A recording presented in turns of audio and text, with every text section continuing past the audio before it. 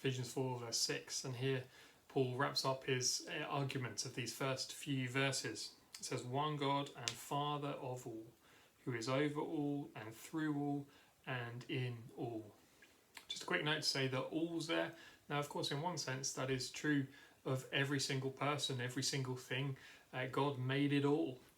But I think that all here he's talking about is probably speaking of all Christians. I think that fits the context of these relational verses a little bit more tightly than saying absolutely everything. But Paul's been making his argument, hasn't he?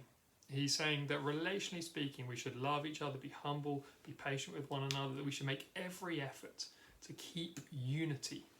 Why should we make that every effort to keep unity? Well, because we are one in every sense of the word. There is one body. We are all belonging to it.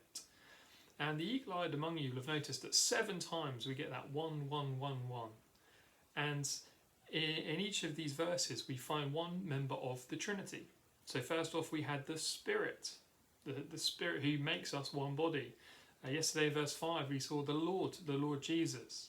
We all have that same faith in him. And verse 6, it's the Father's turn. There is one God and Father of all, who is over all and through all and in all.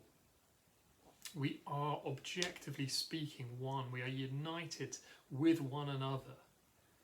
And particularly, we have the same Father. What difference would that make to how you relate to each other in the church family?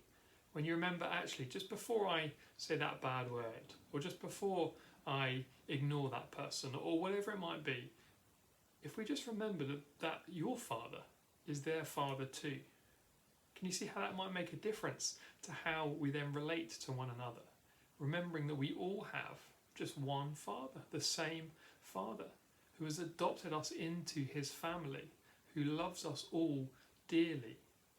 That changes how we should relate and how we would relate to each other. And so here Paul wraps up his little argument. Make every effort to keep the unity, to keep unity of the Spirit through the bond of peace. Why should we make that effort? Well, because we are united, we are one. So live like that, be like that.